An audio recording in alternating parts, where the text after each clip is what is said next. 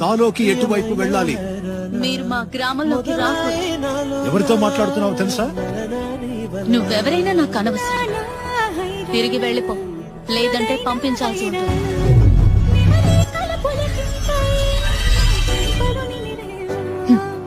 అయితే వెళ్ళవన్నమాట.